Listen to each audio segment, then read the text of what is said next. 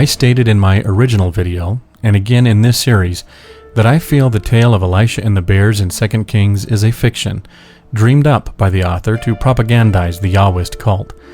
As a skeptic, I don't readily accept stories with miracles, and the bunch dreamed up about Elisha are filled with them.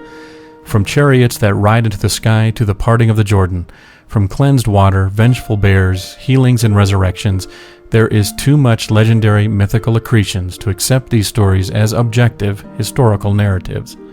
It is of course possible that there had been an encounter between bears and children somewhere around Bethel, and it may have even coincided with the visit of the prophet, if in fact he ever existed. But the author may have used these events to craft his story when, in fact, the events were wholly unrelated. If the story is a fiction, a number of problems with the text which we have discussed can be solved. If Elisha had been a real person, he may have been remembered for having had a bald head, even if baldness was something he had only later in life. If this were true, it's possible the author of the bear story anachronistically projected back into Elisha's earlier years a condition he only had later in life. So in writing his tale of the bears, the author used Elisha's baldness as the focus of the children's taunts. Also, 42 children being mauled can be accounted for by the symbolic nature of the number, and not because the boys were either paralyzed in fear or were after the creature's bones in order to make soup. If you consider the absurdity of this detail, you would realize Holding's apologetic pits 21 grown men, all armed with rocks, cudgels, and probably other weaponry if they were indeed bandits, as Holding has asserted, against each of the bears, and yet somehow all 42 of them received some sort of physical damage. Really? A large group of armed men can't subdue 2 bears without 42 of them being wounded? That's even more far-fetched than 42 small boys being mauled. But the narrative as fiction solves this problem. And also, the story of Elisha and the bears far too conveniently illustrates a warning given in Leviticus 26, verses 21 and 22, which read, "And if ye walk contrary unto me, and will not hearken unto me, I will bring 7 times more plagues upon you according to your sins. And I will also send wild beasts among you, which shall rob you of your children, and destroy your cattle, and make you few in number, and your highways shall be desolate." There is a clear parallel between this warning and the story of Elisha and the bears. Even Holding is aware of this parallel and mentions it in his online article. He writes, "The curse was most likely a recitation of Leviticus 26, 21, 22. This was part of the covenant of Israel that promised blessing for obedience, but such curses as these for disobedience. So notice as well that this is conditional. It was a warning to the taunters to cease their mockery or the curse would come upon them." So if Holding acknowledges that the curse, notice in his online article he doesn't call it a prophecy, although he does put quotation marks around it, was part of a covenant between God and Israel, why has he been so reluctant to agree that the bears were indeed issued as divine judgment, as part of that curse, and not merely a pair of bears which coincidentally stumbled upon the Bethel children following a psychic flash from the prophet? Probably because, again, Holding suffers from inconsistency in his apologetics. Regardless of Holding's apologetic shenanigans, the story of Elisha and the bears clearly parallels that of the curse given in Leviticus 26. The curse states that if the people of Israel will not respect Yahweh, the deity himself will send wild beasts to rob the people of their children. A clearer depiction of this curse could not be illustrated any better than what was, in all likelihood, invented by the author of 2 Kings. This wasn't merely a tale about judgment delivered to a bunch of ill-mannered children who didn't know how to properly treat a prophet of Yahweh, but was a judgment delivered to the city of Bethel and a warning to all of Israel. The city of Bethel itself had rejected Yahweh worship, illustrated in the mockery shown by the young boys. The curse then, reflective of the warning given in Leviticus 26, takes away not only the youth of the city of Bethel, but also its future. In the ancient world, as in much of the modern world today, families look to their males to carry on traditions, take care of aging parents, work, and drive the general economy of their communities. Remember Holding's point about the importance of young boys to the function of a family. Were a large number of a community's young male population killed or mutilated, you can imagine the devastation facing this community's future. This is why the meaning of the Hebrew baka, translated tear in the King James Version, likely meant the death of these boys, and not merely a wounding. It's also why the little boys, the katan na'er, were not wandering bandits.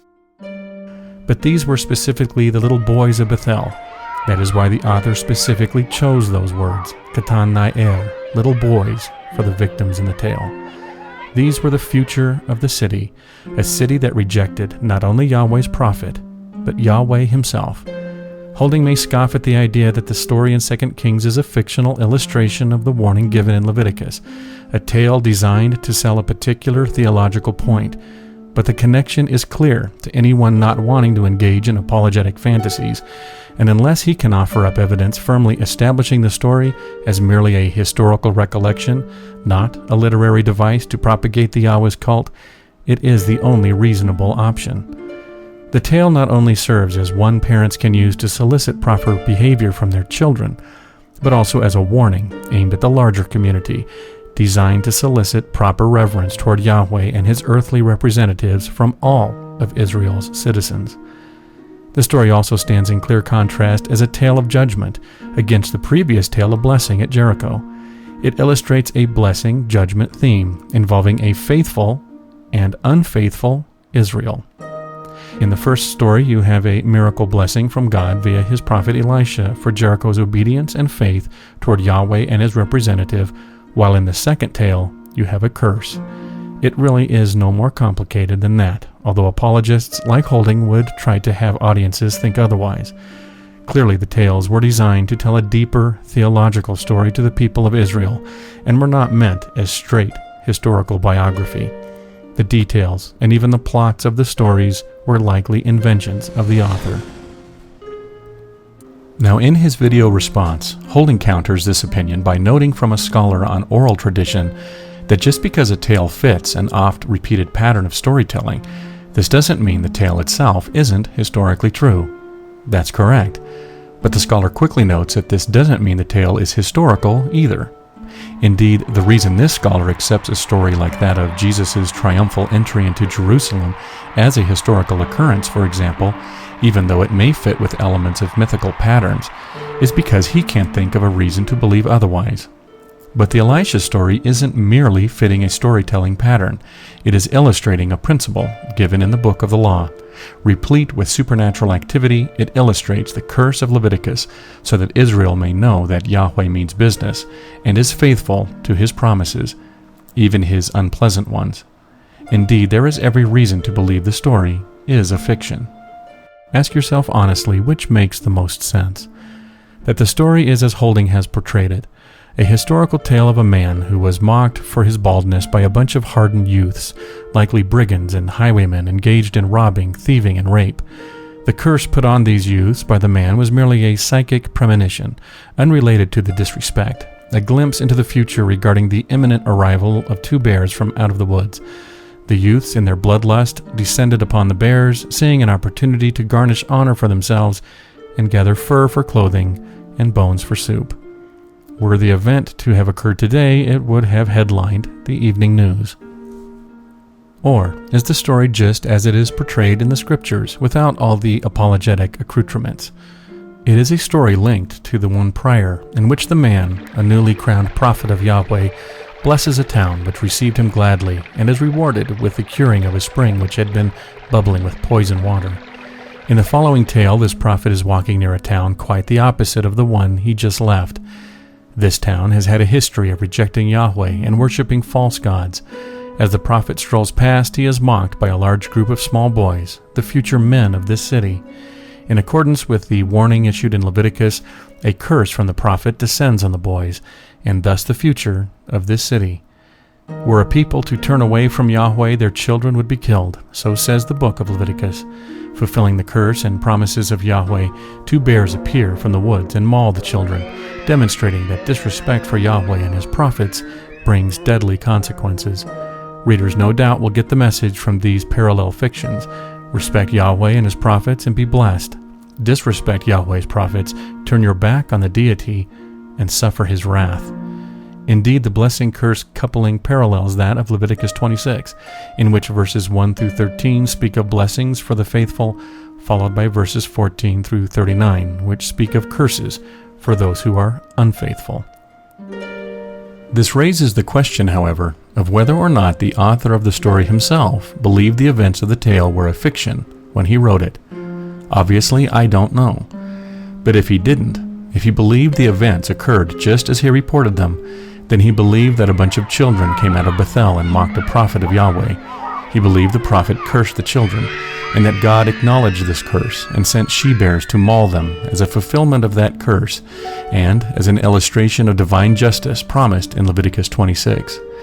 If he didn't believe the events of the story were historical, if he, as I suspect, invented the details to promote a particular view of Yahweh, he nonetheless believed in this God, and that horrible things would happen to those who mocked him or one of his prophets, including children. I've stated elsewhere that I take the Bible seriously. When it states in Exodus 7 that when Aaron smote the waters that were in the river Nile, in the sight of Pharaoh and in the sight of his servants, all the waters that were in the river were turned to blood, then I believe the author of that story to mean that when Aaron smote the waters that were in the river Nile, in the sight of Pharaoh and in the sight of his servants, all the waters that were in the river were turned to blood, and not that the Nile merely suffered from a rather extraordinary algal bloom, for example. When the book of Joshua, chapter 6, reports that it came to pass, when the people heard the sound of the trumpet, and the people shouted with a great shout, that the walls of Jericho fell down flat, so that the people went up into the city, every man straight before him, and they took the city, then I take it to mean that the biblical author of the tale wants us to believe that when it came to pass, when the people heard the sound of the trumpet, and the people shouted with a great shout, that the wall fell down flat, so that the people went up into the city, every man straight before him, and they took the city, and not some apologetic twist which confuses an earthquake with trumpets. And when the Bible says 42 little boys were mauled by 2 bears, then what the author is really saying is that 42 little boys were mauled by 2 bears, and not that 42 low-class vagrant wanderers were wounded, trying to get bones out of the bears with which to make soup. Now, all this is not to say that I believe the Nile actually turned to blood historically, or that Jericho's walls really did collapse to the sounds of trumpets at a specific point in its history, or that one day in the past outside the city of Bethel, 42 children really lost their lives to 2 bears summoned by a prophet's curse. What I am saying is that when the Bible makes specific claims, I take those claims seriously for what they are. As a skeptic, I then examine those claims for any incongruities with what we know about real history and the nature of the world. In the case of Elisha and the bears, the absurdity of bears appearing at a prophet's request does not correlate with what we know of bear behavior. 42 children are also unlikely to have perished under the attack of said bears. But instead of rewriting the text, as is the profession of the apologist, I allow the biblical narrative to remain unmolested, and as a skeptic simply reject the tale as a historical recollection. I don't believe in a God that needs to be shielded from the text, and so am free to look for other reasons why the text was penned if I so desire.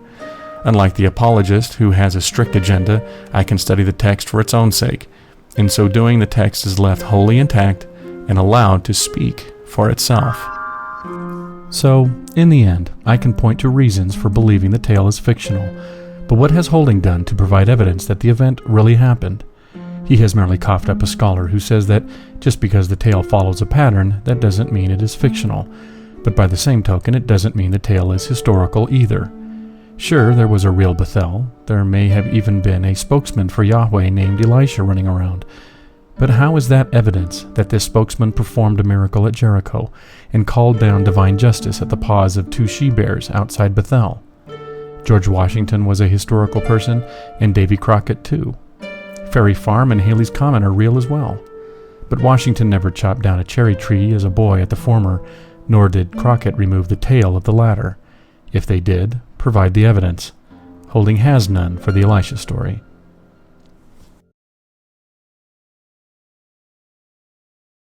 No one expends as much energy discussing Elisha's miracle curing of the water at Jericho as Holding and I have done discussing Elisha's encounter with the boys at Bethel. And why is that?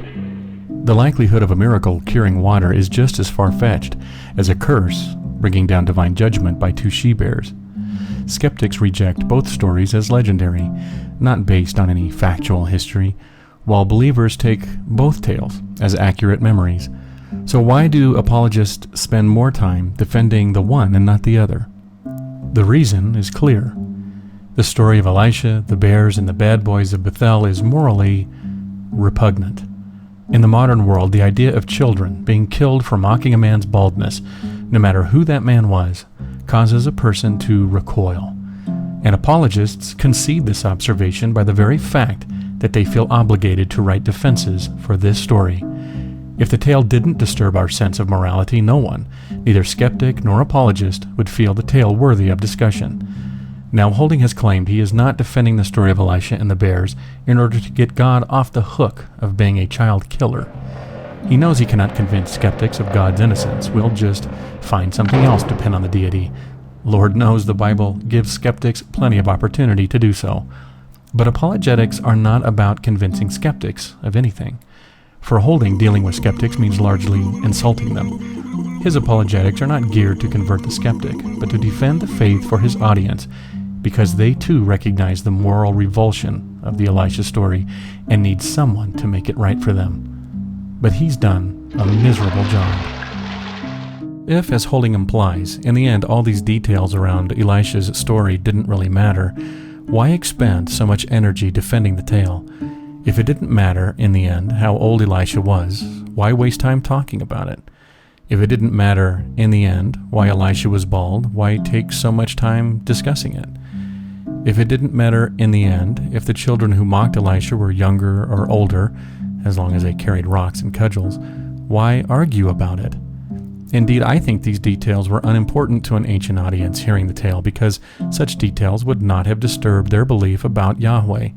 Yahweh was a jealous God. He didn't tolerate those who disrespected him. He had laid down the law, and those who failed to follow it or show due respect suffered the consequences, regardless of their age or station in life.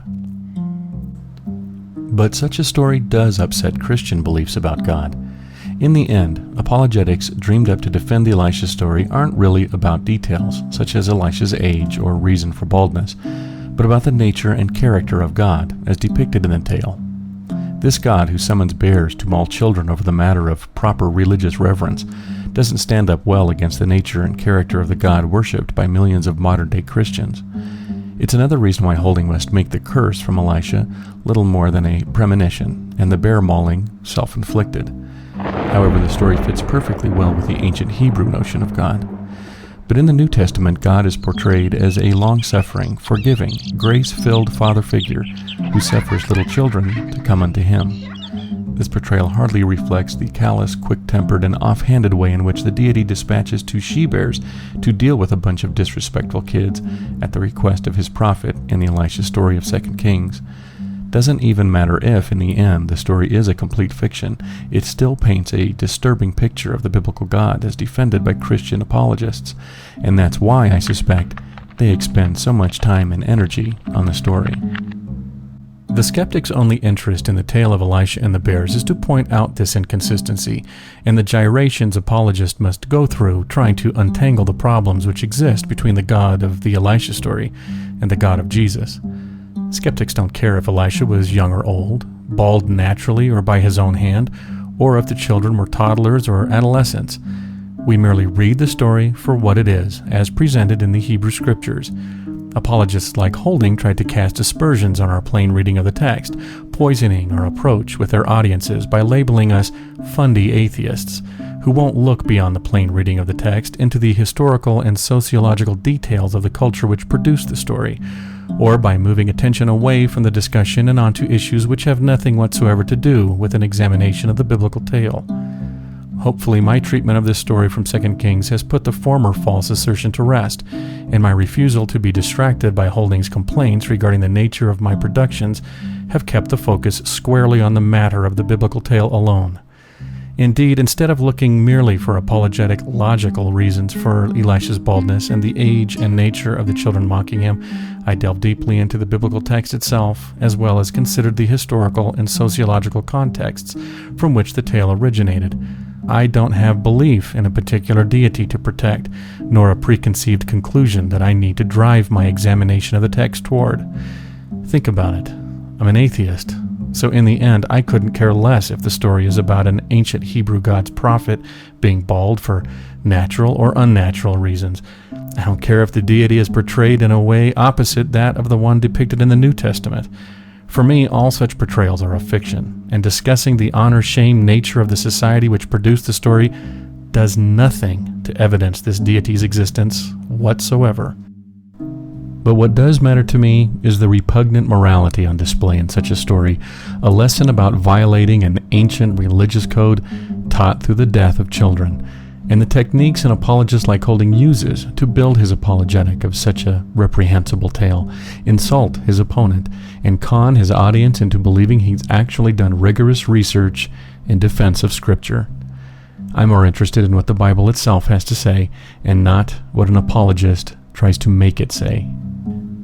Because if we step back a moment and consider exactly what Holding is trying to say, we catch him in the act of avoiding what the Bible is reporting to its audience. In other words, we catch him in the act of doing Christian apologetics. For Holding, why were the bears included in the story, and why were the men wounded? We know he insinuates that the event was coincidental. Elisha's so-called curse was just a psychic premonition, and the bears did not act out of divine judgment. He allows that the tale is a lesson in how to properly treat one of Yahweh's prophets, but it comes with a heavy dose of apologetic spin. However, Holding is uncomfortable with the Bible's version of the lesson, and so he must rewrite it, so that Elisha and God are held blameless in this unfortunate encounter, and all the blame falls to the low-class hoodlums, who accost both the prophet and the bears. In his version, the reason for the mauling isn't just disrespect, but also based upon an ancient class system and youthful arrogance. The tale loses its clear meaning within the Hebrew Bible's context of strict Yahwehism, and scatters itself across several contexts in Holding's haphazard attempt to rewrite the tale. In Holding's version, the children need to become street thugs, not because that is what the Hebrew words katan nair actually mean, but because bandits and hooligans more deservedly fit a modern context of justice than do a bunch of ill-mannered little boys. The repugnant morality of the tale is thus expunged. The curse then can become little more than a premonition for Holding, not because he doesn't believe in the supernatural or in divine intervention, but because in this tale God is inserted into the story in a role not consistent with Christian beliefs about the deity. Again, Holding isn't interested in the Bible's own context, but only in his own imaginative and anachronistic creations, which he can use to exonerate his God from wrongdoing. So that's what all the fuss is about. It's about pulling the curtain back on the tactics apologists use to herd their audiences toward a predestined conclusion favorable to their belief about God and their attempt to whitewash a biblical tale of reprehensible morality. It's not about meeting the Bible on its own terms for the apologist, about taking their lumps over such a repulsive story, but about what the apologist can make the Bible say and mean. It's about protecting, defending a particular belief in God that is inconsistent with the story of Elisha and the bears. It's about the difference between letting the Bible read itself to you and having an apologist with an axe, head to float, read it for you.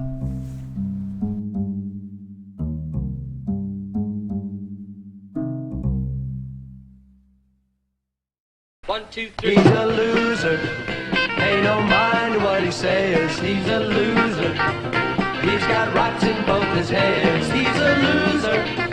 He can't win, can't place a show. He's a loser.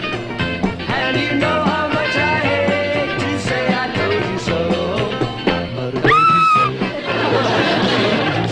I told you so. Trouble follows on his stripes. Bad luck, he's bad news. Let him go, don't call him back. He's bad, he's a loser. He's a loser. Call him anything you choose. He's a